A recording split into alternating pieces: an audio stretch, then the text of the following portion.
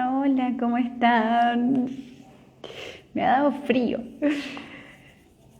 Paso un ratito, paso un ratito acá en el consultorio entre paciente y paciente. Paso un ratito a compartirles algo que me ha resonado con un montón de pacientes que hemos estado trabajando.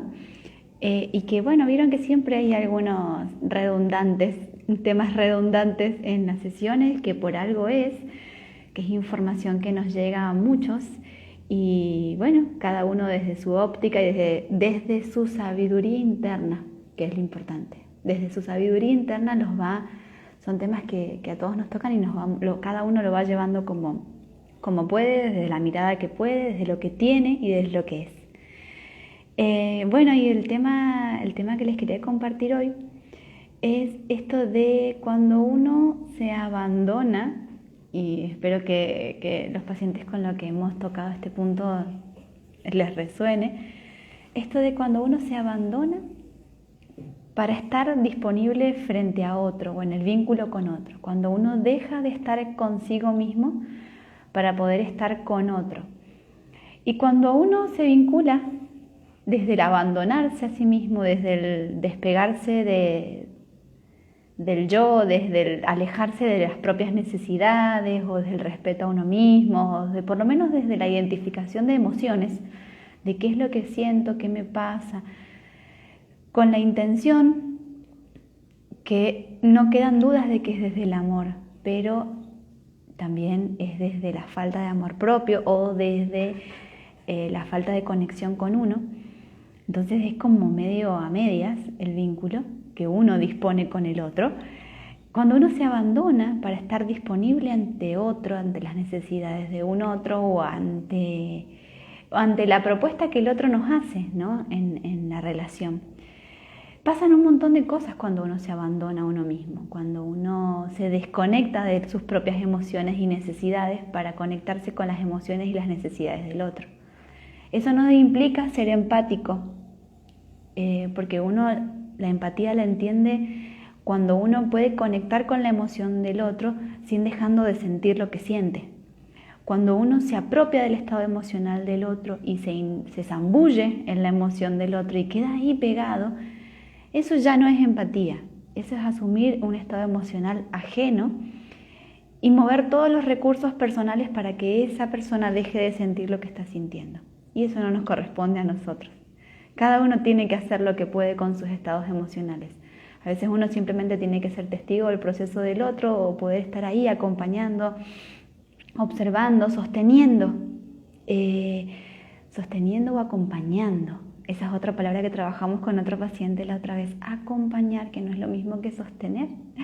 Entonces, realmente todo lo que hagamos en las relaciones con quienes nos rodean es importante y es valiosísimo, y ahí está la clave de la salud mental, es hacerlo desde lo que uno es, tiene y puede, sin desconectarnos de eso, sin abandonarnos en este vínculo con uno mismo.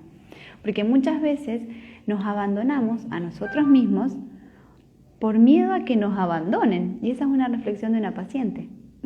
Que nos abandonamos a nosotros por miedo a ser abandonados. Muy interesante, muy interesante. Otra paciente me comentaba esto de que para aceptar una relación, una situación, un momento vital, primero tenemos que reconocerlo. Y cuando lo reconocemos nos dejamos de pelear con eso, nos dejamos de enojar o nos dejamos de entristecer por lo menos y podemos verlo con más claridad. Y al reconocerlo, luego recién ahí, después de reconocerlo, podemos aceptarlo. Y después de aceptar viene la magia. Cuando uno acepta una situación, viene la posibilidad del cambio, si es que consideramos que hay que cambiar algo. Entonces esto es importante, me pareció. Qué bonito volvernos sobre nosotros mismos para poder pensar qué tenemos que reconocer y qué tenemos que aceptar de nosotros mismos. Y qué tenemos que poner a disposición en los vínculos.